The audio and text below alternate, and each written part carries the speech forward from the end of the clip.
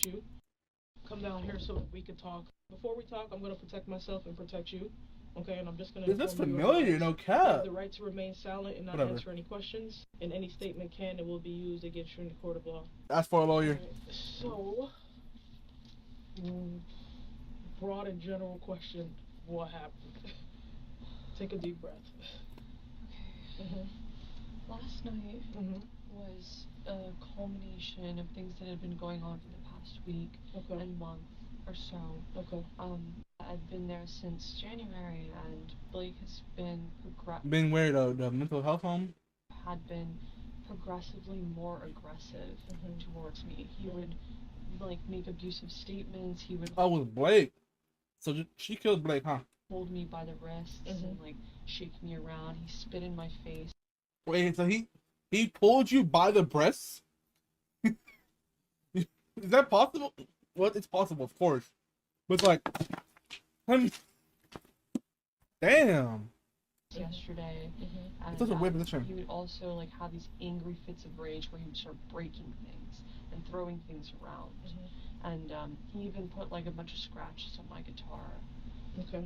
And then last night he decided to buy LSD and was acting nutso. And then I laid down on the futon in the center living room, and Blake was starting to like play around with the gun. A gun? He was pointing it at me at this point. It was like sideways. And so I. Like it's GTA, bro. Pointing like this, pointing it sideways. Like, yo, I'm gonna kill you, bitch. I grabbed it and I pushed his hand away. I grabbed it again and I let loose. Where'd you shoot him on his body? I think I shot him in his face. Okay. And why there? He was just there, like in front of me. He was smothering me. Okay. So that was like within my arm's reach. There was this much of him. I gotcha. And he started spilling the blood everywhere, and he came up to like get me, and then that's when I cut him, because at that point I reached into my pocket, and I got my knife and I cut him. Okay.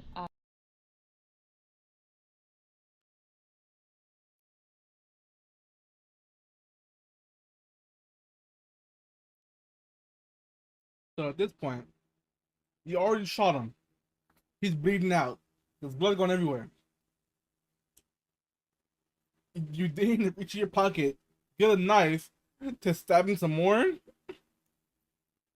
And then he opened the door. He got outside, and then he started screaming and saying like, "Help me, help me!" And yeah. Then the other guard showed up, and he was like threatening me. He kicked me. That guard that called the police. Like they were being aggressive towards me too, and they thought that I was just some prostitute. I gotcha.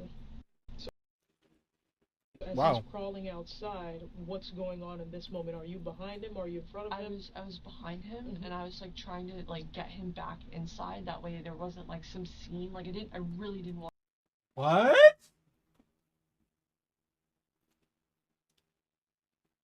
He's crawling outside, screaming for help.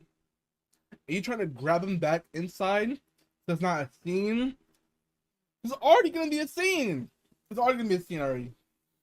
Want to deal with people outside. Okay. You may have already noticed that Amber's interrogation won't require a whole lot of analysis. So for contrast, you'll be presented with 4 additional subjects with very different personalities, the first of which will begin right away. From what we could research about Ashley Benefield, she was an extremely talented dancer, able to confidently perform with natural poise in front of large crowds in sold-out theaters. But according to reports, her social presence was considerably more reserved, with people describing her as friendly, but somewhat shy and sometimes withdrawn, unless she was under the influence of enough alcohol, which was reportedly the case when she met former naval pilot Doug Benefield at a business conference, and broke the ice by revealing she had a concealed firearm tucked into her bra. Despite a 30-year age gap, they seemed to fall quickly in love and got married 14 days later. They then launched the American National Ballet together, which Ashley conceptualized hoping to create a worldwide organization. Did he kill her? But the company failed to get investors and dissolved quickly thereafter. Ashley then filed for divorce, but was already pregnant with their daughter, so they then had to co-parent together over the following 2.5 years, which created considerable tension, culminating in Ashley shooting Doug in the leg and chest when he was visiting her mother's house. She then ran to the neighbors, claiming that Doug had attacked her and that she had been forced to shoot him.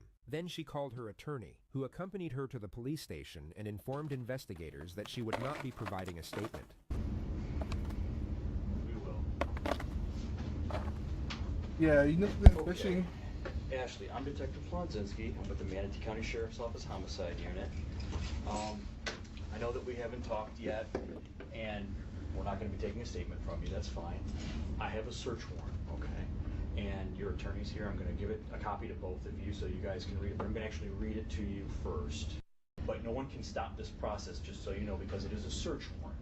All right? You can't Signed by a refuse it. judge. If you do refuse it, there's actually a charge for that. It's called obstruction to a search warrant.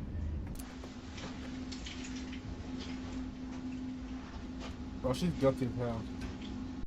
But if the first thing you do when you kill somebody is call your lawyer, not the police, that's how you know you're fucked. They have logs for this shit. They can get logs for that. At least call the police first, and then call a lawyer. Alright, we're gonna stop recording? Yeah. Okay. See what you do is you call the police, you wait for them to pick up, you hang up, then you call a lawyer. Then you call the police again. So they're like, oh, some things he was trying to hurt me. Yeah. Are you alright? Oh, I'm fine. I'm just worried for her. She hasn't eaten anything all day or anything like that. Do you want me to get you something? No, I don't think she can eat. She hasn't been able to eat, so. But no, I'm How can I make a... Thank you for the glaze. I'm sorry, I'm eating. Thank you for the glaze, holy glaze. Appreciate you. No, she's fine. Okay, I mean, the last thing I want her to do is feel like, you know, she's gonna pass out, or if I can make her more comfortable.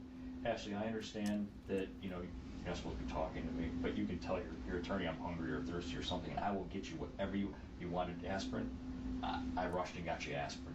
I know that I'm supposed to be the bad guy in this situation to you. I'm not trying I'm gonna to follow you. I appreciate it so much. I'm trying to get to 300 by the end of the year. So hopefully we do that. I don't want to be the bad guy. If I can help you, please tell me how I can help you, okay? If this is teamwork as far as I'm concerned. I want to get the truth, and you want me to know the truth. Police would find no evidence to support her case for self-defense. There were no signs of a struggle, and nothing to indicate that Doug had attacked her prior to the shooting. She was charged with second-degree murder, then released on $100,000 bond awaiting trial. It began on July 23rd, 2024. Thank you so much, man. Like, I have some time off work right now, so I'm trying to stream at least every day, so I have to go back to work. But when I have to go back to work, it's like maybe twice a week, maybe. But besides that, we're posting on YouTube, on TikTok every day, Instagram every day. So I think we're gonna do it. 4. Do you have any hobbies? I love art. I like drawing, painting, sculpting. I like murder. I like to kill my husband. I'll put in chat. It's MaxCatastrophe. It's right there. Ballet. I enjoy gardening, baking, cooking. Most importantly, I'm a mom. I want to ask you about Doug. Her daughter's in the crowd. The daughter's in the crowd. That's fucking hope. That's fucking crazy. When did the two of you meet? We met August 25th of 2016. Did he turn out to be who you thought he was? No, not at all. I want to direct your attention, Ashley, now, if I can, to the day of the homicide, September 27, 2020. Specifically, late in the afternoon. Would you tell us why Doug was at your home? He came over to help load some of the larger items that my mom and I had kind of pre-staged in the garage. into the U-Haul truck. Okay. We started getting into a back and forth He's trying to help you. about being done for the day and what still needed to be packed and that I wanted to be done. And we ended up in our daughter's bedroom. And he started screaming at me. He said, "Shut the fuck up." Did you take any steps to try to avoid anything further? Yes, I ran to try to leave the house. He stops her from leaving, so she runs upstairs. Where? To my room. Why? I was scared. She grabs one of the 2 guns she had in her bedroom. And what do you see, Ashley, when you look up? Doug was standing in the doorway. His face was red. Like the veins were bulging in his neck. His eyes were black. Does His he eyes were yell black. anything at you? When he's fucking demonic or something, like, what the fuck? What's happening? He was red and his eyes are black. He's like a demon in my doorway. He said, "You're fucking done." At that point, Ashley, what are you thinking? I thought he was gonna kill me.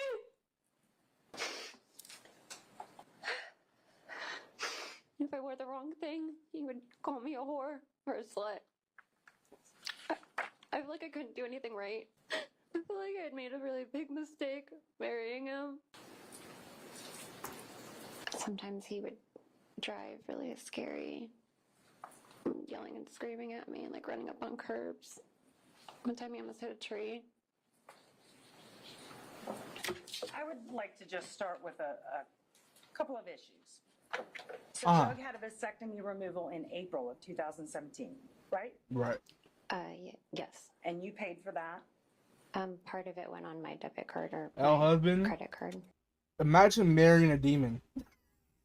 It couldn't be me. Right, guys? And your intention was to get pregnant?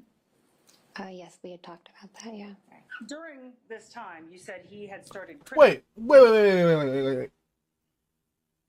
So she wanted to get pregnant. So she helped him pay for it. Something for me? What? That's when your balls clipped off. Like, you can't... She really... She was scaring the fuck up, bro. Criticizing you, right? About the way you looked, your clothes, the way you acted. He was, according to you, he flipped a table, tried to flip a table, threw a chair, right? Yes. He would scream at you. Yes. Right. He would call you slut and whore. Boom. Yes. And you want a baby. But she's in love. She's in love. She's in love. Thank you for the follow, G. I appreciate you. Listen, when we are in love as people, we try and stick it through. We try and change them. You know, you feel me? We try and like see the bigger picture. Is that always good? No. What you're seeing here is known as strategic insinuation, where tone and rhetorical framing are used to undermine credibility. She deadass says, "He's beating your ass and you want a baby?" How the fuck does that work? And she can be like, "I'm in love. I'm in love with this chick." Especially effective when paired with nonverbal cues, such as the look the prosecutor is now giving the defendant. Bitch. She is not allowed to She hit the bitch. Speculate, nor accuse the defendant until her closing statement. So this is her way of doing both without technically breaking any rules. I mean, yeah, we were married. We wanted a family. Okay. And here we have the infamous microtransgression. Here's another one. In fact, sure. Mm-hmm. Yeah. Okay. During this time in South Carolina, you never worked, did you? He wouldn't let me work. Oh, W husband? Hold on. As you can tell, the way she says okay isn't neutral. It's laced with skepticism and condescension, conveying the subtext of disbelief without saying the words. Are you scared here of Doug? No, I would not say no. You said on direct examination that around this time you were living the nightmare. Oh! Those were your words, correct? Yes, ma'am. Okay. Damn. You said this time of the month you were living the nightmare. But you just told me you're not scared. So where's the nightmare at? Were you living the nightmare here? Oh no, not at that moment. No, that was a very nice day. How about at this moment? Oh, it was a good. That's day. her every And night. States 102 at this moment. Same. It was a good day. Sometimes things were really good, and other times they weren't. Okay. I wasn't going to disagree with him in front of anybody. Okay. So I want to get to the night that all this happened. Right. So you knew Doug was coming over. Yes. You invited him over. Yes. Boom. To help you move stuff in the house. Well, specifically stuff in the garage, but yes. Sure. And you thought he was going to kill you. He wouldn't let me leave. I tried to leave. Hold on. But yes. And you thought he Okay, so it's 3 minutes time difference. Come on, there's no way she goes from, yeah, we're okay. 3 minutes. Okay, they cut 3 minutes. was going to kill you. He wouldn't let me leave. I tried to leave. He stopped me. The question is, you thought he was going to kill you. Right. Yeah. Where was your firearm? It was in the bin on top of the basket. Okay. And that was not your only Your firearm. herpes in is that killing room. me, bro. Herpes is killing me. Like, she's gonna kill me. You're gonna kill me. Correct. Correct. You had a firearm in the closet. My carry gun was in my backpack, which is my purse at the time. Okay. Judge, if I could have her step down so she can demonstrate. You may. Oh no! Show me what happened, bitch. He said, "Show me what happened." And does what? Standing in the doorway. He's standing there, menacingly. Like this. What? Wait.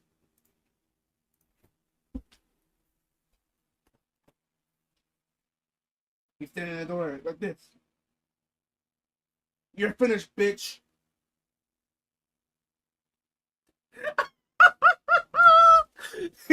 He's standing there, menacingly.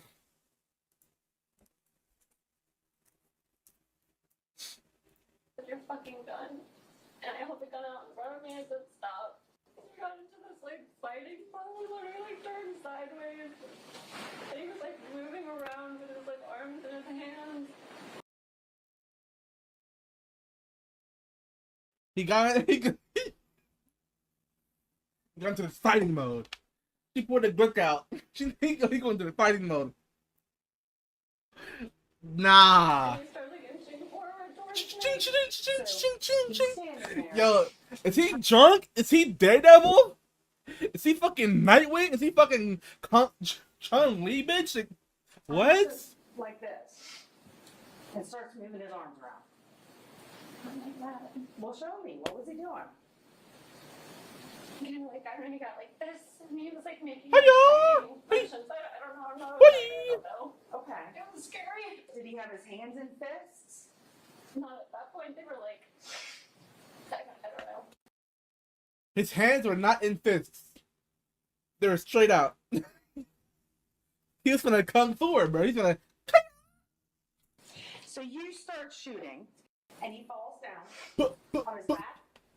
His legs went up in the air. Okay, where do his legs go?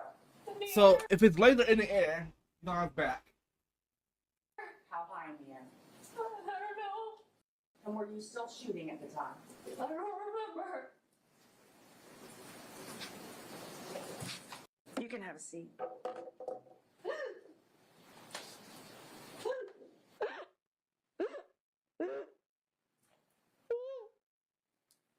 No way. No. No way. All right, the verdict appears to be in proper form. Madam Clerk, would you please publish the verdict? We, the jury, finds as follows as to the defendant in this case. Guilty. The defendant is guilty of manslaughter, a lesser There it is. included offense. There it is. Juror number 15, is this your verdict as well as the verdict of the jury as a whole? Yes. Members of the jury, I want to thank you for your time and consideration in this case. I always ask, though, is there anybody that I haven't heard from, any testimony I didn't hear, any evidence that I didn't hear, anything at all that I need to know to make a fair decision in this matter? Your Honor, Ms. Benefield feels that I've spoken for her. Excellent. We're somehow getting the sense that Ashley doesn't quite share the same sentiment. Nope. All right. Nope, not at all. Don't she look at this guy like, Feel this nigga right here is trash. that I've spoken for her. Excellent. We're somehow getting the sense that Ashley doesn't quite share the same sentiment. All right. Ashley is about to realize the judge isn't cutting to the chase and will instead drag out the process with pre-sentencing remarks. It's such a fascinating moment because it's at the very last stage She hit the speed. knows she is being watched, and a time where you really don't want to be visibly annoyed at the judge. All right, so the first thing we need to do is talk about the score sheet to start from. My ultimate conclusion, Ms. Benefield, is that this is not a downward departure case. So with that said, the sentence of the court will be as follows. I'm going to sentence you to 20 years in Florida State Prison. Oh. That's to be followed by 10 years of probation. 30. You Oh. must initially report to the Bradenton Department of Corrections. We'll be able to provide you a map of where that is. This is Ashley Benefield's latest mugshot. Her earliest release date is in December of 2041. We'll now take you back to Amber's interrogation. I really didn't want to deal with people outside. Okay. So once he got outside, he was up, you know? So he slammed against the door, he was up, and he opens the door, and he goes outside and he starts running, and then once he gets across the street, I see him pull his head up like this, or maybe his head falls, and then he like walks and sits down over by the guard, and he's like, oh, help me, and the guard's like starting to laugh, you know? And then the guard kicks me, and they're calling me, they're cursing at me, and so the guard, the patrol officer, whatever, he's sitting there. You see this guy bloody breathing, screaming, help me, help me. He starts laughing. Then he runs and kicks you. he runs and kicks you. So I just go back into the place, and I get the keys. See, now that's where I have to ask you a question, because we had 4 witnesses on scene that said they saw you go up to him and slice his throat. So what happened with that? Was he doing something that made you perform that action, or what happened with that? He just kept grabbing at me, and he was like trying to like get me to like I don't know, like be brought down to his level. Okay. I no. Don't you said no right there? As the guy is bloody and bleeding out already. And like, ew, his up, ew. No. No. But he was still threatening me. Okay, so that's what I want to get into. Is that how he ended up? Because he has it on his neck. Okay, and they saw you literally leaving within seconds behind him, following him, and they identified you, which is how we knew it was you. I couldn't let him just stay like that, you know? I was like, I felt bad. I couldn't let him stay like that, so I followed him and slit his throat. Stay like what? Like just in a state of just like blood spilling from his mouth. Is that after you cut his neck? No. Before that. Before you cut his neck? Yeah. Okay. So before, when he was crawling out of the door and you were following behind him, was he saying anything to you? He wasn't crawling, he was standing. Okay, so he was standing and he was running towards somebody outside. And you were behind him. What were you saying to him as you were running behind him? I just kept saying things like, can you please stop? He broke an aerosol can inside of the place by just chucking it at the bed. And it blew up everywhere. Okay. And then... An aerosol can? Just by throwing it? I don't know. That's pretty hard. I can't do that. Well, maybe if I was really, really upset and hit the right angle, I probably could. Sharp, like, bones of an animal at me while I was sleeping. Okay. And he's done things like played around with knives, like really scarily. And I just had more and more of a reason to just be upset. Look at her eyes. You can tell in her eyes she's off. Or to be on edge. Okay. That's really what I mean. Let me get this right. He's in the house playing around with the gun and he supposedly points it at you. You manage to get it out of his hand. He does, yes. And then fire it at his head. At this time, he's now... At his head? So he has a gunshot in a bullet in his head. On his butt at the front door. Is that where everything kind of happened? Yeah, I was sleeping there with my head against the door on the futon. And so... What?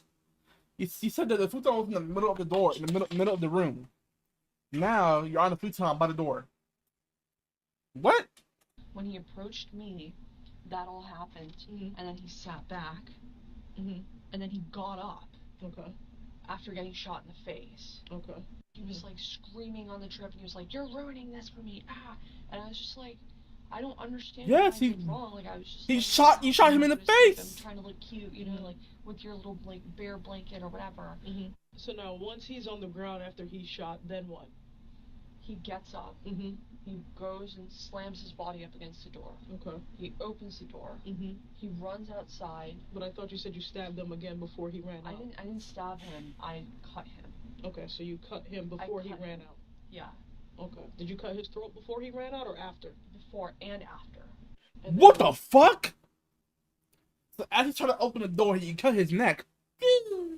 He runs outside. The guard starts laughing. Ha ha ha ha ha. The guard runs over and kicks you. And you're like, oh! You run inside. Then he comes back outside. Cuts his neck again. What point did he get this cut? That was just a larger one, after I followed him, and... But why that one? What should I say? What should you say? What happened? What should I say? Of course. Yeah. Why that cut here? Were you just trying to send a statement to him? No. There was no statement or anything. I was just looking to do whatever it took to get him down. Okay, because now what I'm understanding is he's trying to separate himself from you and go and get help, and you're following behind him with the knife. No, I didn't do that. I definitely sent. No, I didn't let him get away. I didn't do that. Out there with a cut. I didn't follow him and then like slit him throat to throat, like I mean ear to ear. That was just what existed. That's just what what the universe manifested. The universe that happened. I was running on adrenaline. I could imagine. Right. That was just not. It wasn't okay, and it wasn't okay to do in public. But I didn't pull his head back or anything. So how did you do it? Like, well, the same way that you would normally do it. When he ran out of the house, how far away were you behind him? Because I know you can see him since you approached him. Okay, so a yard. Because I was worried and I didn't want him to go out into the street or anything. Okay, why not? Because he was just a mess. He was like...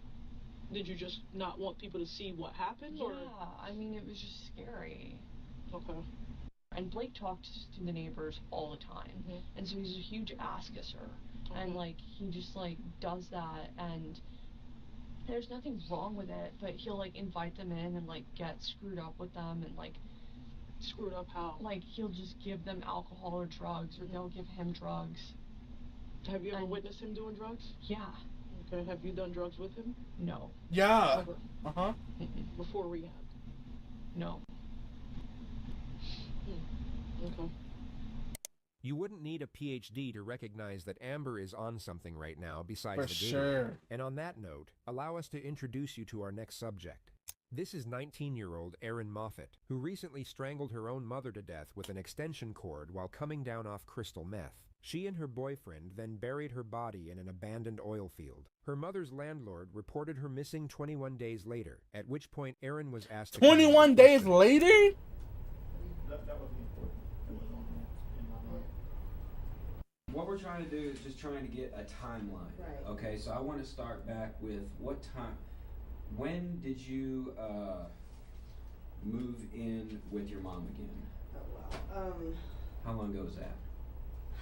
She had been living with her mom for 2 weeks. When did you realize that your mom was missing? I got out of jail on the 5th, Oh wait, that's right. You were arrested on... She was arrested for possession of cocaine roughly 10 hours after the murder. The detective now takes her to the moment she was released 2 days later. Okay, when did you get out of jail from Harris County? At 2:30 a.m. I took a taxi home, and I went in the house, and everything was fine. I figured, you know, I just went to my room. Okay, so when did you discover that your mom was missing? The next morning. September 6th? Mm-hmm. How did you determine that she was missing? Because I'm nosy, and I mean, the car's there. My mom does this right here. That trips me out more than anything. Like, I'm freaking out behind her car, and I looked through her. She has this little blue bag, and I looked through it. Her wallet was there, all her identification, down to her pills. I mean, everything except her money. Her money was gone. She stole it and bought cocaine. Everything was stolen besides her money. I know my mom had to have had at least, because rent is due, like the rent was due, and I ended up having to pay the rent, and I knew she had to have at least money for the rent. Me and my mom, I love her, I do, I really love my mother, but it's a very distant thing. Like, I keep myself very closed off, because I have to be that way with her.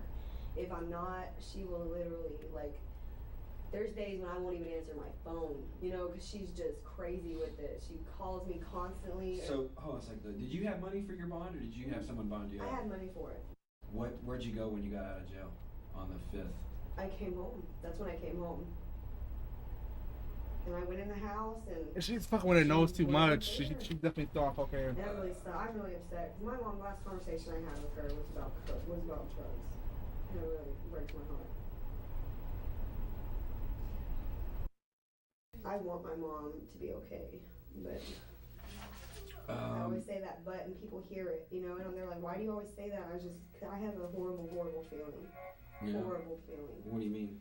Because, I mean, look at people who do drugs, you know, my mom, all it would take, you have no idea what this on her, oh my God. Like, what do you mean? Her mouth is horrible. She talks so much crap, like threatening, like I'm gonna shoot you crap, like horrible stuff. And I always told her, Mama, you're going to handle somebody the way you handle me, and they're not going to be like me. I love you. I'm your daughter. I understand you're crazy. Other people aren't going to understand that. And somebody's going to hurt you. And she don't realize, she thinks she's Superman, you know? She thinks she can talk to anybody and everybody however she wants to. Yeah, Spider-Man. Superman. Bro, hold on. I didn't play it. Well, it's not going to throw up in the bod. Fuck. Wish I could save you. And she does. Believe me, she handles a whole lot of people badly now. And that's what scares me. And I always, you know, she's always said, you know, her mouth is going to get her in trouble. And when you're high and you're hanging out with high people and you talk crap, you get beat on. I mean, I've seen it. You know, I've been through things. So, I mean, I've seen horrible things happen with these drugs. So, you've seen horrible things happen with these drugs and you still treated these drugs. Where do you think your mom is now? If we had to go look for her, where should we go look? If I knew I would be there. God, you don't have any idea? I have no clue. That's why I feel so bad. That Where could she have gone if she had just walked out the door? Because she didn't take her car or anything else. Where could she have just walked to? If she were to walk somewhere... I don't ever walk anywhere out here. Like, that's out of the question. You don't have any idea where she could have just walked to? I don't think my mom just walked. I don't know. It could have been. I don't know who she knows. That's the problem. I don't keep up with her like that. And I wish to God I would have paid more attention now. You think someone came to pick her up? It's possible. I mean, anything's possible right now. It's like, I know that that's my mom. I want my mom. It's like, I know when I lay down, like, I want my mom because she's my mom. Like, so because she was so high, and she was probably high when she killed her. Does she even know her mom's dead? Does she know that? She's being like absolutely genuine, like, yo, I want my mom. Crazy. So you don't. There's something real happening here. Perhaps emotional pain. She will quickly bury her face in her hands and shut the emotion down. You don't think she's anywhere near the home or anything like that? I have no clue. I'm like space cadet over here in space. Did you tell? Here's what's disturbing to some of the family members. please let me know. Did you tell Dina? Did you speak to Dina on a phone a few days ago? I talked to her last night. I talk to her every now and then. Probably over the weekend, something like that. It's possible. Every conversation up until, I don't know which one you're talking about. I really don't remember talking to her crazy except for last night. I didn't really I was respectful, but still probably rude. Okay, how about this? Did you ever use the word shovel and your mom in the same sentence when you were speaking to Dina? Oh, yes, I did. She said, why don't you go look for her? And I said, well, what do you want me to do? Grab a shovel? Okay. Because, and I'm sorry, but oh my God. So she knows. So she knows. She knows. She knows. She knows. She knows. She knows. She knows.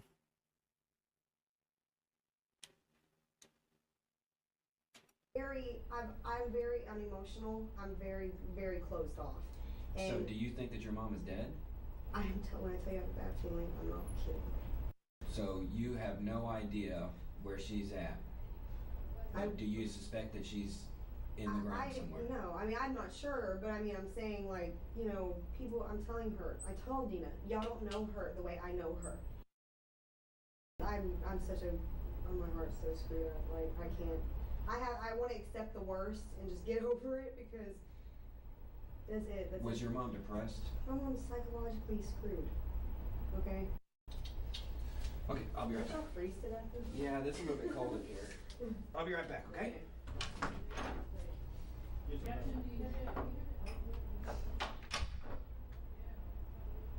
When police searched her mom's trailer, they discovered a missing carpet, blood underneath the rug, and a power cord lying right next to where the blood was found. They called Aaron's now ex-boyfriend to come in multiple times for questioning. He would turn up at the police station on the exact day they were set to conduct Aaron's second interview. It had been 28 days since the murder.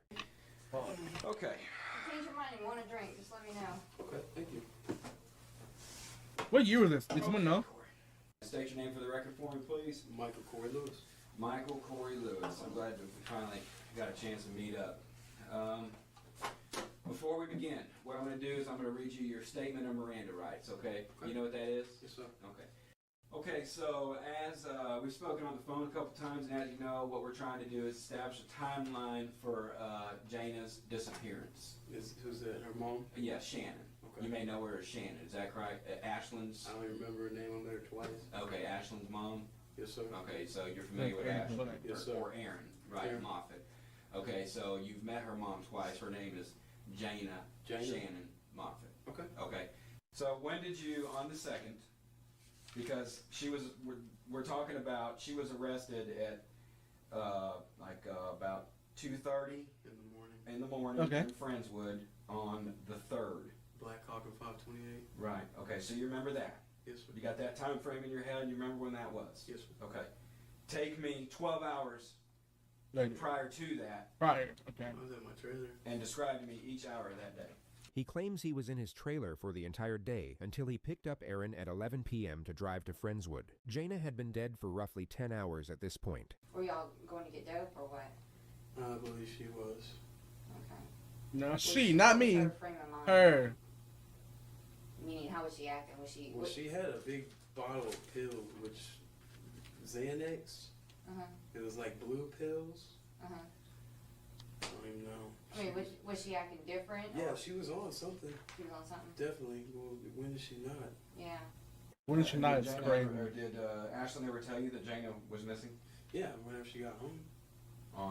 When she got home? When she got released, got the taxi cab to my... What did she say about it? My mom's gone. All her stuff's here. Her money's here. Phone. Cigarettes. Keys.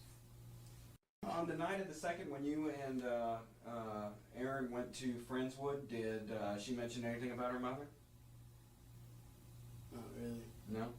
She was trying to avoid it, I guess. I don't know. She was I mean, what does she think that happened? I mean... I don't know. She told me that her mom's like a druggie, and she was just giving me all kinds of information that I didn't care for. It's important to note the detectives are not certain of Corey's involvement at this point. They have no concrete evidence that can implicate himself or Aaron, so everything you're about to see is entirely a bluff. Let's see, do you trust Aaron to Ashland? Do you trust Ashlyn to keep quiet about secrets? I haven't told anybody any secrets. I don't keep secrets. Mm. You think she could keep something quiet? If she wanted to, I guess. She's pretty good at that. She lies to me a lot, so yeah, probably. Ooh. How long have you known her? Like I said, a couple months. Couple months? Maybe. When we do this type of interview, there's certain things that we already know the answers to that we're Right. going to ask you, just to make sure that you're being honest with us. So let's, and I'm having a few, I guess I got a few questions about the date on the 2nd. You said you had problems remembering dates, and yet you remember the 2nd. Why does that date I don't stand remember. out? Y'all told me it was the 2nd. He's told me several times she got arrested on the 2nd. And so I'm assuming it was the 2nd. Well, that's okay. So what were you doing on the 2nd? Probably woke up like at 2, like I said, and then I don't know. She called me and said she had her mom's car. Okay, remember again, let me back up. This is your chance to kind of tell us what's going on. Many of you will already know that this is your chance, and this Yep. is your opportunity, are pressure tactics disguised as benevolence. The thing is, that doesn't work on the suspect here. What does work is what the detective says next, or more specifically, how she says it. I have no idea. We already know what's going on, so this is your chance. This is your opportunity. Your one what you shot. don't understand right now is we know. We know. We know you were in the trailer that day. We know you were there. We know about the blood on the carpet. We know about the cord. We know about the rug. We know about the trunk. We know about the ride. We know about the dump. Do you trust Erin? We will be down there tonight. We will be speaking to her probably about 2 a.m. She will confess. And I'm going to be tired by then. I'm not going to want to hear. She killed her mom. I know she did. Stuck a needle in her neck and she choked her with the damn cord. We know this. Thank you. By you telling us this, I mean, you are doing the right thing. Do you understand that? It's I know you're scared. he snitched. He snitched, bro. He snitched. I didn't want to have anything to do with it. I have no doubt. But you were there, right? Corey, look, man. How long you been holding this inside? A long time, man.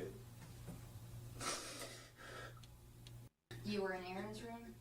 You guys just had sex. And her mom was, okay, help me out here because the computer is no longer there. I think Aaron calling Right by the door on the left. right when you walk in the front door to the left. Okay. Where the stain is, correct? Like, stands right here, the computer was Okay. right here. Because the computer's no longer there is why I'm asking. She probably pawned it. Okay. Forgive my drawing, but we're gonna say this is inside of the trailer, okay? Then she's the one that. And she snatched the cord out of the wall. Oh. Where were you when this happened? Tell us where you were at. There. You're standing right did you there. hold her mom down? No. You didn't hold her down? Come on, Corey. You're doing good. Buddy, you're doing good. I'm scared shitless, man. I imagine. I understand that. I imagine. I believe you. Hastings oil field. Huh? Hastings oil field. Is that where she's at? I mean, I imagine panic. Everybody was panicked. Man, I went with it because she just fucking killed somebody. Oh, sure. They take him back to the moment they were both in Aaron's room, just before the murder. And so what happened? Was she talking about what she was going to do, or she said she was going to go out and kill her mom? And she did, and I stood there and watched. What has Aaron been saying after this? I mean, She's been trying to keep me to cover it up. Aaron was arrested the next day and informed that Corey had already told them everything. Aaron, don't say anything until you sign this document. Okay? We're going to keep this the way it should be. 2008. And then you'll have your opportunity to talk. What I did was wrong, and I know that. what do you mean what you did was wrong? Y'all said y'all put Corey in jail already. Why don't you tell us what happened on the 2nd? Why don't you just start on the 2nd? Why don't you let me know what you did? I can't say this shit. You're pointing to your throat. What did you do? I can't say it. I'm a piece of shit.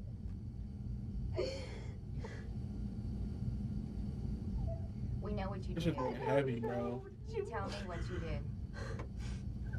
I know what you did. Tell me what you did. I strangled my mom. You strangled your mom? I got angry at her and I said something stupid and Corey was like, and people just feed into my negativity, and if you were to just shut me the hell up, I wouldn't say anything, I would be quiet, but he fucking fed into it and it makes my ego big, and then What did he tell you? He's just like, you know, if you do it, I'll do it too, blah, blah, blah, you know, and I was like, he just held my mom, and I did that to my mom. My mom. I don't know what the Did you kill your wrong mom? with me. Did you kill your mom? Yes. I freaked the hell out and started crying, and I was like, I didn't know what to do, and then I guess we realized that we can't leave my mom laying there, and What happened right after y'all arrived to the location? he pulled her out and took her to where the grass was and stuff, and I fell and I couldn't do it. I just couldn't. And he just When you put her feel in alive. there, and we left. Do you remember what you were thinking? I was pissed off at my mom. We're always fighting about something. It doesn't matter. It's probably her telling me she just talks all kinds of crap, and it's anger that's built up after days and days of dealing with it. And Should we take a break? Do you need anything? I haven't ate, but I don't.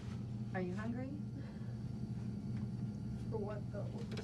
I don't know. We can get you crackers or chips or something. We'll find something. We'll be right back. I'll get you some crackers.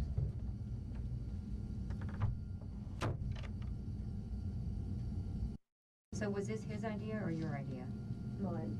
Yours? But he was right there with me the whole time. The demons What do are you think winning. should happen here? You've already said you understand what you did was wrong. Correct? What do you think should happen?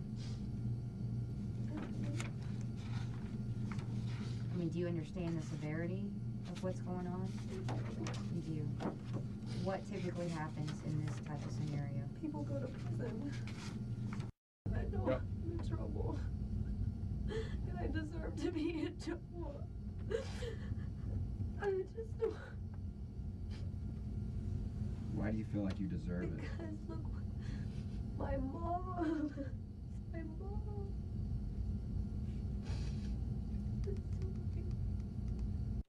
You understand that you'll be charged for homicide? You understand that? Yeah. For killing your mom?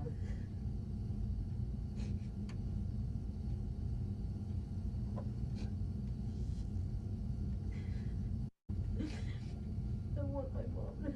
Oh, God. So when you went to go interview Corey, he just Caved. I love my mom. I feel like a freaking monster. This moment is absolutely compelling because of the autonomy the interrogator has. He can respond in any way he chooses, or not respond at all. You may have noticed he was playing the role of the bad cop and was especially cold toward Aaron throughout the process. But for whatever reason, in this moment, he chooses empathy. I don't think you're a monster. I think you made a terrible mistake, okay?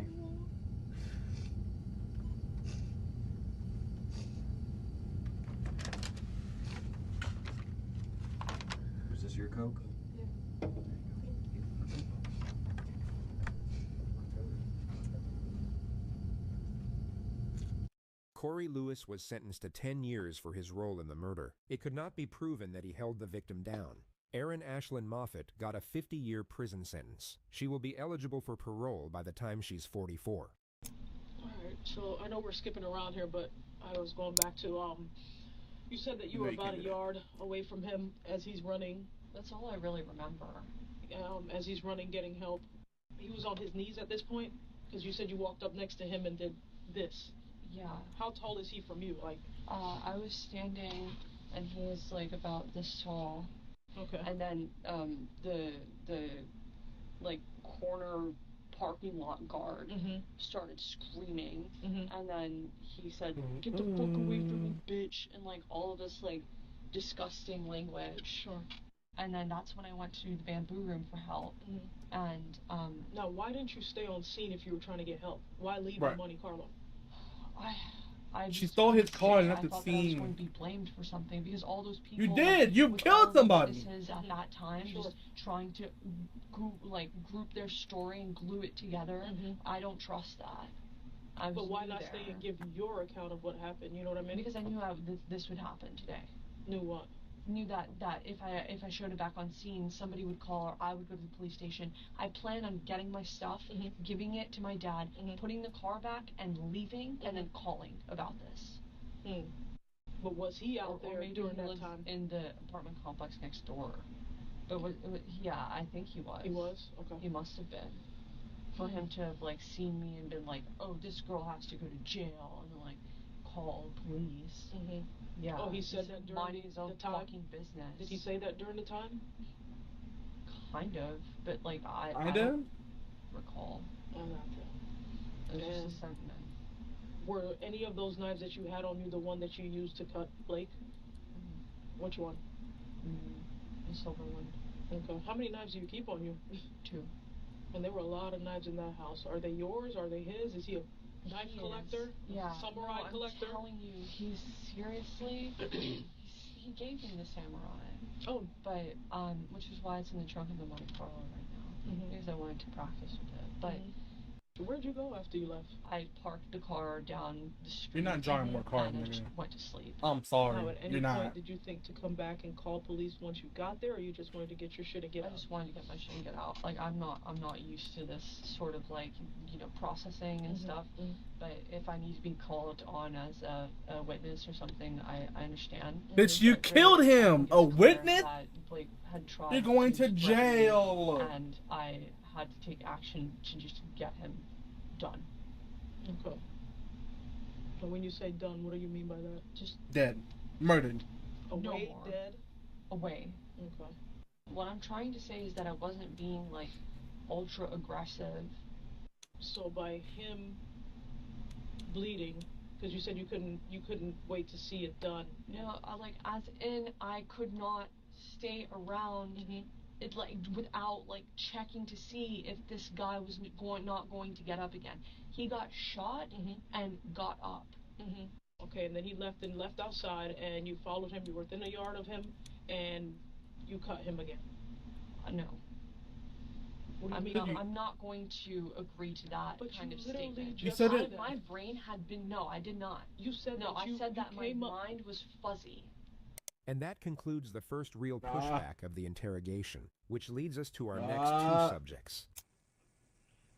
Do you mind if I Now you don't have lethal. Now you keep have the lethal door before. closed if we actually have people walking by? And is that cool? This is Katrina Ben, Katrina. who, according to these investigators, was the most confident suspect they've ever dealt with. She began dating a popular car salesman called Eric Samoa in May of 2012, and although he was upfront with her about seeing another woman at the time, Katrina believed, or at least hoped, that she would be the one he'd eventually choose. But early one morning, shortly after they had slept together, she discovered Eric had called the other woman while she was there. What she was unaware of, and what you will see her find out in real time, was that Eric was calling the other woman to break up with her. Katrina then waited for him to go to sleep, then shot him in the head. Eric was discovered the next day during a welfare check, and Katrina, being the last person he was texting, was asked to come in for questioning. Police would later testify that she seemed genuinely distraught when she was informed of Eric's murder. So you moved in the high-rise how long ago? March 11th, I believe. And okay, and how'd you meet Eric? I met Eric outside, like 2 weeks after I had been there. I was, I think we get off work or get in about the same time. So I usually get off around 6. Takes me a while to get home. And we're walking in, and he asked me if I was a nurse. She talks about her work as a nurse, and they make an instant connection, seeing each other almost daily for the next 3 weeks. She then gets to the day before Eric's murder, where they were spending the night at his apartment watching the basketball game, when at some point Eric starts calling his dealer to bring him some weed. He asked them 2 or 3 times, where are you at? Where are you at? Where are you at? And then he just hung up. I don't know if they hung up on him. I don't know, but... What time do you think that caused? That was during the second quarters. She says she goes to sleep in Eric's bed after the game, while Eric stays in the living room. I woke up to him talking to somebody, and it was a guy. And I don't know how he knew I was woke. Maybe I coughed or something. I don't know. But I rolled over, and he opened the bedroom door. He came in. And as he opened the door, I could see who I think is the guy from the apartment, like, walk by to go to the couch. The person she just mentioned is Eric's drug dealer, who she's now trying to pin the murder on. She says she goes back to sleep, then wakes up the next morning. It had to be right at 5. It had to be right at 5. Mm-hmm. Eric's in the bed, and I hear somebody using the bathroom. So the guy's still there, obviously. He used the bathroom. I'm a nurse. So I'm going to notice if you use the bathroom, you don't wash your hands. So use the bathroom. I didn't hear any water running afterwards. She gets her stuff and goes to leave. And while she's walking out of the apartment, she feels someone push the door shut behind her. And when I felt the nudge on the door, I thought it was Eric coming behind me, because he usually walks me to the door and locks the door. But you didn't see him come up behind you, like to the front? No. I went out the the bathroom and immediately made a right. Yeah, like I wasn't trying to look, see him, anything. I was just trying to leave. So I walked out the bathroom door and grabbed the front door. And as I was going out like this, like my hand is pulling the door too, the door started pushing up. Like somebody's trying to help me close the door, you know. I thought it was Eric trying to come to the door, like, where are you going? But I saw, like, this side of the guy. I just thought it wasn't Eric, his little skinny arm. But I did put, like, dude almost hit me in the ass with the door when I left. LOL, you know. You see that?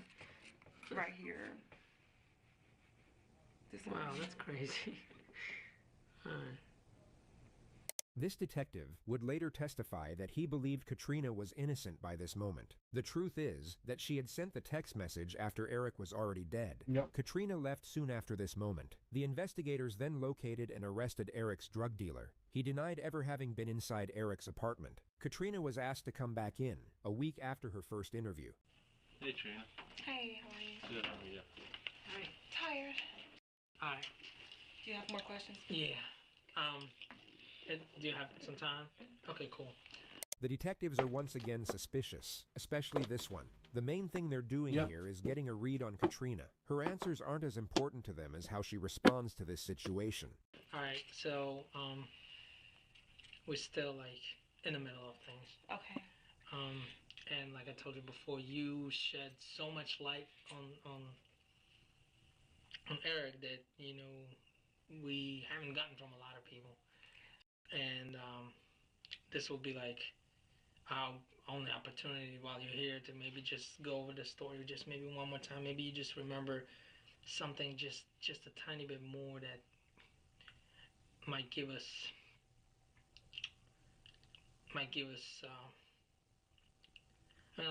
we need to arrest the person responsible. In particular you just want to know? What Katrina is doing here is Just very after the rare. chase. She is She's like, confronting yo, come the on, like- unspoken tension instead of avoiding it, and fucking dictating the work. atmosphere as a result. She's sitting in a room with the 2 lead investigators for the murder she committed, telling them to cut to the chase. That's everything that I said before. You can ask me anything. Really, I think if you could kind of go through the story again over the last, I think it was like Thursdays where you started. Because we're trying to establish like everybody he talked to, was with, Is this a camera? place he went. Yeah. You guys recorded it, right? The first one? Yeah. Right. No. We have follow-up questions from your first Okay, interview. well, just ask me what you want me to know, because I don't want to go through all this again. That was a long time. I don't want to go through it all again. You can just ask me directly. I don't care. Ask me anything. Alright. Okay. Oh, that's fine. Did he grab the door anywhere? Do you remember? He apparently had to be touching it. I don't know. He was shutting the door. He was touching it somewhere. She got out from the bedroom, through the closet, and out that way. And he came up somewhere from the living room area, and we were on the way to touch the door. Do you remember any phone calls he made, like say after midnight that night? Because there's a couple like unknown numbers that we're trying to figure out who they were. Yeah. And I went to sleep after 6, so he might have been up on the phone. After 6? Cap. The last thing they do is bring her photographs of Eric's apartment to see if anything is out of place or missing. So when did it sink in? Last night. Really? You're pretty much numb on all day yesterday. Yep. Very tired now. I know the feeling. We've been pretty much working around the clock for about a week now. She doesn't see anything worth mentioning in the photographs. I think he was the one. Eric, do I think he was the one for me? Actually, no. But he was trying to convince me that he was the one. Really? That's why I was like, I don't know. I mean, we got closer and closer. We were very close. But I knew he was a ladies' man. I knew he was a ladies' man. Katrina left the interrogation room, and the case went cold for over a year. Then, out of sheer luck, a gun was found in a ditch roughly 2 miles from Eric's apartment, and ballistic testing confirmed it was the murder weapon that killed him. The gun was then traced to its last owner, who was Katrina Ben. She was arrested and charged with first-degree murder, then interrogated by the same detectives a week later. She was unaware of the evidence they had against her, and their first question was if she had a gun. She said she did, but couldn't remember the last time she saw it. Wouldn't you agree that it's pretty important to know where your gun is? It is. I totally agree. But I don't want to make up any stories. I've learned when I try to make up stuff, it just doesn't. So then, it's in my possession. where did you originally obtain the gun? At a pawn shop. Where? Columbia, Mississippi. What do you remember about when? 2003 when I had the stalker. 2003, 2004. A long time ago. You're pretty quick. Yeah, I am just answering questions. No, you're pretty. You're good. Trina, you are good. I'm telling you. It's easy to tell the truth. We found the gun. Okay? Oh, and you know where we found the gun. Okay, and this is what it's going to come down to, okay? Okay. You can continue to go through this as you didn't kill Eric, or nothing happened between. No, absolutely did not. Okay, let me tell you how it would look like too. You see how bad that looks? It doesn't make sense to me. Okay, well, let me tell you this. You don't think this is your gun? You think I'm just like making it up? I mean, I really and honestly do. Okay. So I don't know how would anybody have my gun. Nobody did have your gun. You had your gun. Okay. And it was used. Trina, let me tell you. I mean, there's not just. I respect you doing your job. I do. Your gun, the gun that's registered to you, that we have your signature where you're getting the gun. Yeah. Is the murder weapon? That alone. There's not. I'm sorry. We have no doubt. Saying that you think I'm good and I'm smart. What else did you learn about him that night? That's it. Eric's an awesome man. Did you? I absolutely miss Did you hear him arguing with his girlfriend? Oh no. No. Mm-mm. Yeah. What about other women? Why would he argue with his girlfriend? I don't know. I didn't even know he had a girlfriend. But he was talking to her on the phone while we you were said with one of you said he called a girl at 2 in the morning or something like that. He was actually breaking up with her on the phone. Yeah. That wouldn't upset me. No? No. Did he ever do anything that upset you? No, never. Eric was absolutely amazing. And I wish I would have known how he really felt. I wish I would have believed him. You know, when he told me. You wish you wouldn't have killed him. Did you guys have an argument? No, Eric never argued with me. I would rather sit here and say, oh, you think I did it? Well, he, I don't know, stole from me or killed my father or something. Eric did nothing. He did nothing. I can't even make anything up. Eric did nothing. So what would your best explanation be as to how me. your gun was used to kill him and you were the last person? Is she gonna kill me? I have no idea. All right, then you are going to go down, like in 5 years I've been doing homicide as the most cold-blooded person I've ever had to deal with. Let's go. Katrina Ben was found guilty of first-degree murder at trial. She was then sentenced to life in prison without the possibility of parole. Katrina's level of confidence and composure under certain moments of pressure is what makes her a very unique case study. So in keeping with the structure of this video, our next subject will be very different. Right here. I think they're going to bring him down this way.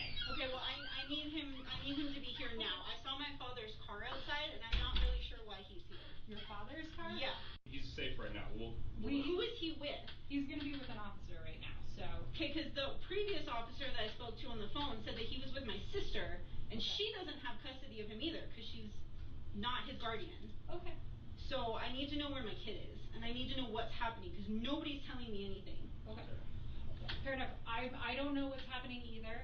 I just got here as well. I was just told come walk you in, so I'm sure they're bringing somebody down. We're going to tell you what's going to happen. Do you want to take a seat for a second? You can stay standing if you'd like, but... This is 26-year-old Devin Schreiner, who 5 hours and 7 minutes prior to this moment shot her ex-boyfriend, Jason Schaefer, 3 times while he was on his postal route. The reason she did this was because she found out that Jason had filed for increased custody of their 5-year-old son and had started dating her own sister within the same week. Devin is herself a postal worker, so she thought her own sister Jason had filed for increased custody of their 5-year-old son and had started dating her own sister within the same week. Devin is herself a postal worker, so she thought that by leaving her postal scanner 20 miles from the crime scene, she would have a simple alibi, that she was at work during the time of the shooting. The issue is that she underestimated how easily her movements could be tracked, as her own vehicle was caught on CCTV just a few blocks from the crime scene, identified by a missing hubcap on the passenger side. She was also captured on multiple cameras running back to her car from the shooting. Now what you just saw, as Devin entered this interrogation room, is her entire strategy. She will lean into this emotional front of supposed anger over her son being taken out of school without her permission, which on paper seems very cunning, because it's far from the typical demeanor of a guilty suspect walking into a police station, and in theory, would change the entire dynamic of her interrogation. But you'll notice that it doesn't quite have the desired effect. Okay. Where is my son? He is at the police department and he is safe with So he's not here? This is the police department. He is here. Okay, well, why is he not here with me? I need him to be here with me. I haven't seen him and I don't know what's happened. He was taken from his school without my knowledge or consent. Can I have the detective talk to you first and he'll explain what's going on? Sorry, sir. Okay, he's here right now, so we'll figure it out. Waste your fucking time. All right. Thank you. Mind if I shut the door for private? I mean, I don't really care. I want my son.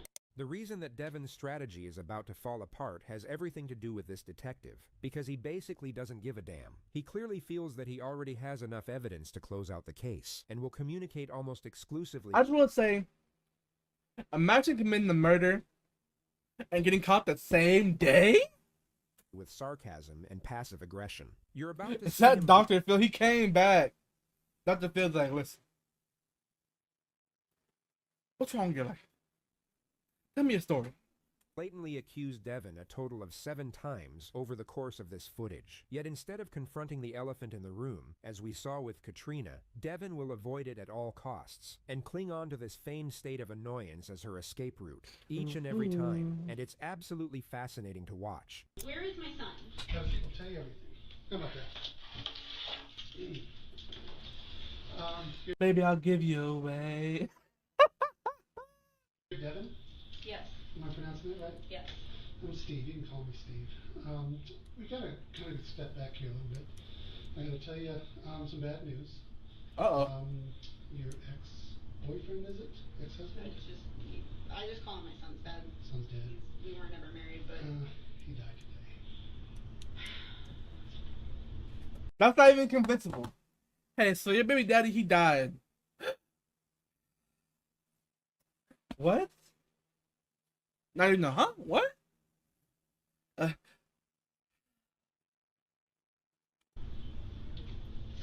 What? How? What happened? Some shot. What? How? What happened? In the face? In the face? Where? Where? Postal route. He was working today? He doesn't... Yeah. Yeah, he was working in Someone came up and shot him. When did this happen? 12:32 today. It is 6 o'clock. Yeah. It's 6 o'clock. They got caught the same day. Because the case is so serious, I don't want to do anything to violate your rights, anything like that. So everyone. My rights and my son's rights were violated when you took him from school and did not contact me. Yeah. So that's what I want to talk to you about. So let me read your rights, just so you know what they are. Have you ever seen cop shows? Yeah. They're on like every night. And these are the same rights. I'm going to read them to you, although you probably know them. Maybe see. So let me read them to you. Can I still call you Devin, right? Yes. All right, Devin, let's get through this. Devin, you have the right to remain silent. So I want to talk to you about this case. I need to see my son. Give me away. We need to figure out what's going on and how your baby's father died. And I don't want to turn over the ex to the baby until I know that everything's legit and that you're calm and that you're rational and you're not a crazy person because I've never met you before. I'm not calm. My son was taken. Nobody told me that anything happened. My son was taken from school by either police, and I was not informed, or by somebody who is not legally allowed to pick him up from school. Yeah. So here's what's going on. If the ex-husband shows up at the school and the wife's dead, we're not going to release the kid to the ex-husband who just killed the mother. You know, that's going to put the kid in harm's way. So that's just standard police 101 business. But nobody called me. Yeah, no one called you, bitch, because you're a fucking suspect. Did you pick him up from school? Probably about 3. Okay, I called his daycare at 5-ish, and she said he was still there. When we got a homicide like Cap. this, we had a lot of people working on it. Okay, but then they have my contact information. Yeah. So they couldn't have said. Yeah, you're not listening though. We didn't want them to release the child to you. Don't release him to me. But nobody even told me his whereabouts. Well, I thought he was with his father. The police escorted him back here. The child is being interviewed by a forensic interviewer. He should not be interviewed because I didn't give consent for him to be spoken to. He's a witness, so he doesn't need consent from the Was he there? Was he in the... But he's going to tell us about the relationship between you and his father. But I don't... You don't understand. He's 5. Baby, give me away. No, I don't understand how this can all happen without me even knowing that anything happened in the first place. I am asking why I was not contacted in any Because you're a suspect. Are you not listening? form about my child's whereabouts or that there was even an incident. I don't know about that specifically. I know we wanted to find you and we were trying to track you down. You could have found me when you picked him up from school because they have my information. I pay for him to go to that school. They have that information. Okay. We're kind of going around in circles here. Baby, show me the way. Yes, because I would like to see my son. I don't think you want to hang out with me. Do you know of anyone Cross it. If he's in trouble? In trouble? No. Or out to get him? Want to shoot him? No. Nothing like that? Okay. Because if you cross it, go up and shoot him? you get in the beard. It surprises me a lot. I didn't know, I don't know anybody that would want to hurt him. So I want to transition a little bit here. The detective is about to reveal the extent of the evidence they have against her. I don't pretend to know everything that happened, but there are some things that are really kind of concerning me. We saw your car in the area of the crime scene. Your car was a Nissan Rogue that is missing a front passenger front hubcap. We caught your car on a license plate reader a little while ago with your license plate, and it has that front passenger hubcap missing. Sure enough, in the videos around the crime scene, that car is there with that front passenger bumper or hubcap missing. Devin doesn't say a word, nor move an inch. So I'm really kind of concerned. I know that you got served just the other day with the child custody order, and you're a little upset about that. You told AJ, you told Devin in the past that AJ knows where you live, and that he'll shoot you if he needs to. Oh! Catch a body? You told that. Catch a body? And Devin told that to Rose. The detective was talking about her boyfriend AJ, but got the names mixed up, and Devin now chooses to respond by acting confused, moments after sitting silent during the reveal of the evidence. Yeah. Well, Jason heard that from you. You said that. I said that? I've never said that. So why is your car in the crime scene area? Why are you in that area in your car? And why are you turning off your scanner? I didn't turn off my scanner. No, you did. No, I didn't. She technically didn't turn off her scanner, but she's once again arguing semantics as her new escape route, instead of confronting the ever-clarifying reality directly in front of her. Before the homicide, you're not doing anything with the scanner. It's stationary for like 3 hours or more. And it should be mobile because you're working, but it's at your boyfriend's house. And why is your car in the crime scene area? I don't. We've got video of your car in the crime scene area. I don't know why it would be on camera that my car was down there, but I don't. Listen. If I don't scan. She attempts to trail off into post office protocol, so the detective escalates the confrontation. Lunch break, sort of. Devin, I think you're a good person, but something's not right here. I think the gig is up. There's something weird going on here. Everything is pointing to you being involved in this shooting. The video of the shooter looks kind of like you. It's from a distance, but it looks like your height and your build. It doesn't look like AJ's height and build. Now, we're going to search your house, we're going to search your car, we're going to seize your car. It's not a random shooting. And so the gig is up. Okay? I read on the way here about what happened, and they said that a man shot him. That's what we originally thought. Yeah. Now we're thinking it could be you. We think it could be maybe your boyfriend. Thank you. What? What? What? Yeah, we thought it was a man originally, but now we think it's you. Wow, thank you. Huh?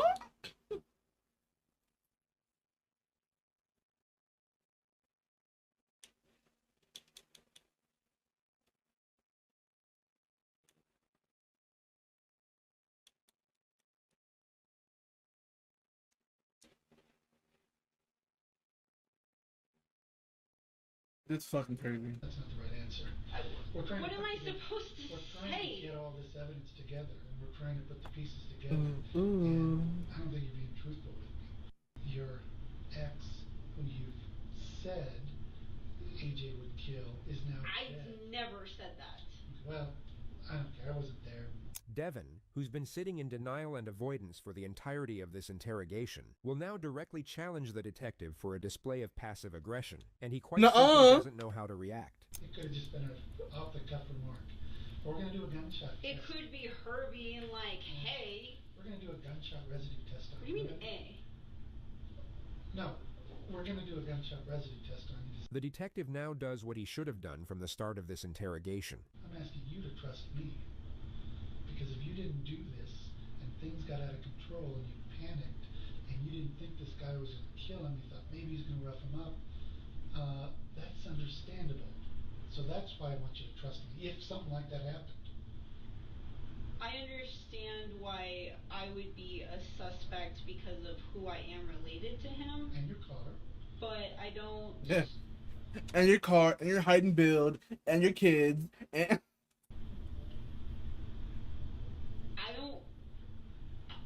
There was things in the past that have happened with him and I that I could have gone to court, or I could have tried to call the police. I mean, I have, and it didn't help, but there's other things that I could have done. Why would I shoot him? The detective now reverts back to not giving a shit. I don't know why people ever shoot people.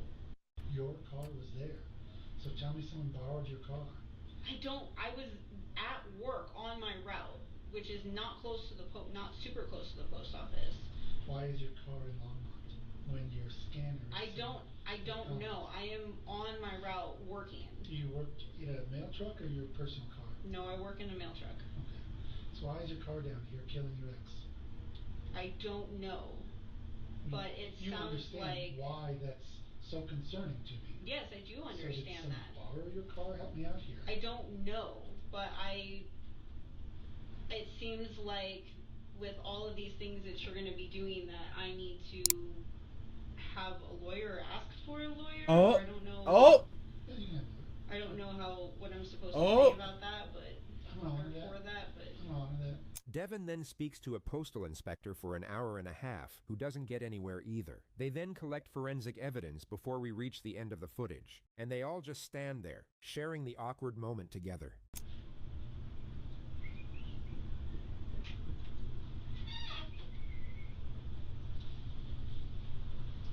Right. So, here's the situation. I need you to go ahead and turn around for me. Turn around. Put your hands behind your back. Interlace your fingers. 2 hours. Just 2 hours at a time. Am I under arrest then? We'll discuss that here in just a second.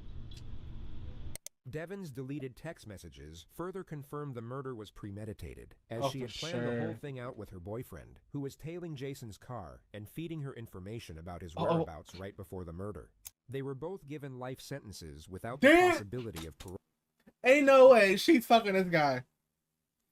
Ain't no way she's fucking this guy. You said no, I said that my mind was fuzzy. And then what I was feeling was upset, sad, and just scared. Understood.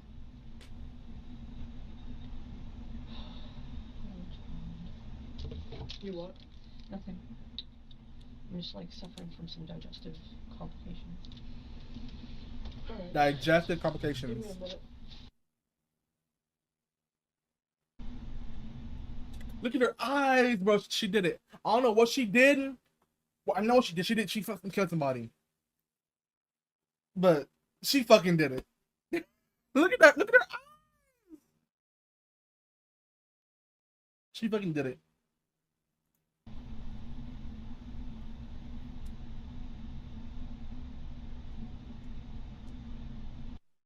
He said he last remembered your hand being inside the purse, and you were pulling away, and that's when he remembered getting shot. I pulled it from him, and I shot him. Now, Eden said he ran out, crawled across the road, and at one point, you jumped on his back and then cut his throat. I didn't. Do you remember that? No. You I don't didn't remember jump that? on his back or anything.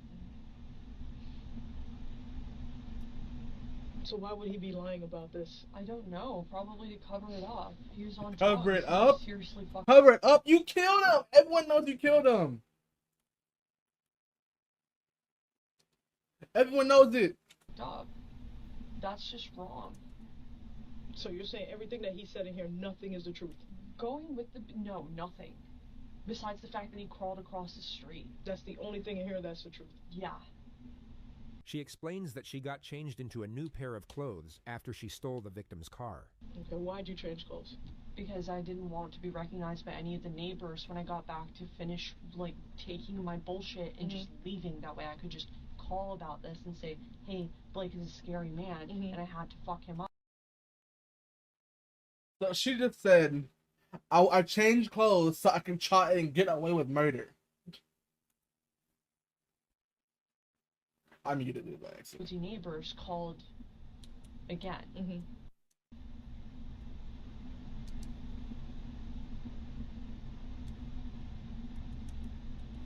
Seems like you're in a daze. What are you thinking about? Just replaying scary stuff in my head. They ask Amber for a visual demonstration.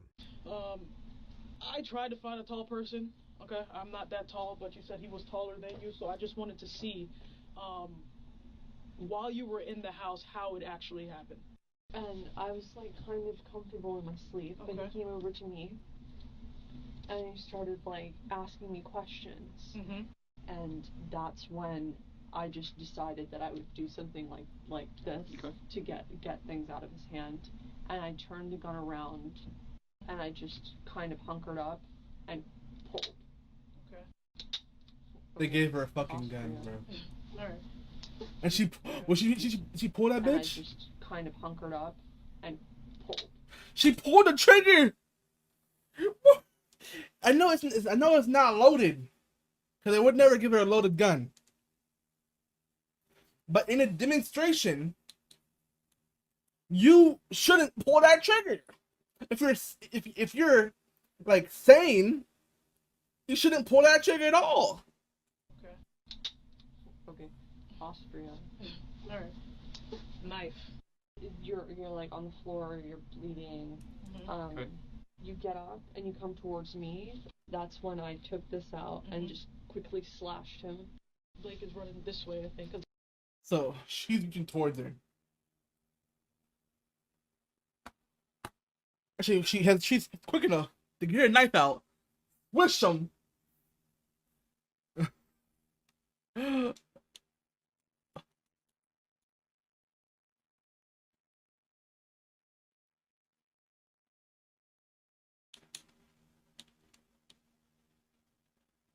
Okay, we'll do this. Sword. The house is back that way. Yeah, and Blake collapses on the floor. Okay, you can collapse, sir. You can. Basically like this, but on the other side. She's so happy you're playing it in her head.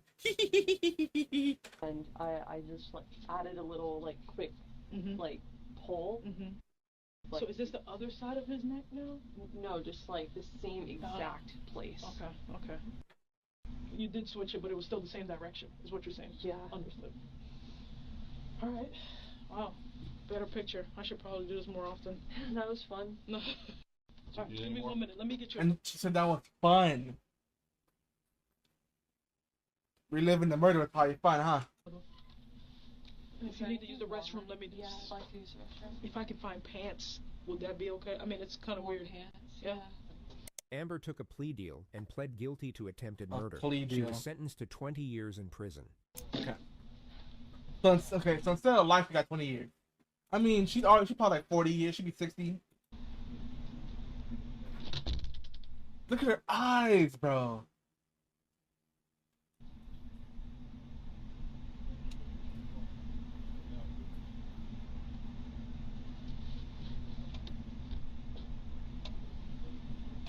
Oh my lord.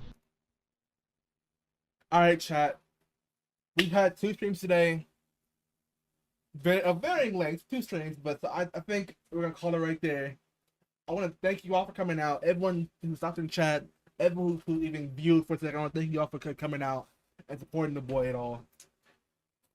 I should be back tomorrow. But today is what, Saturday?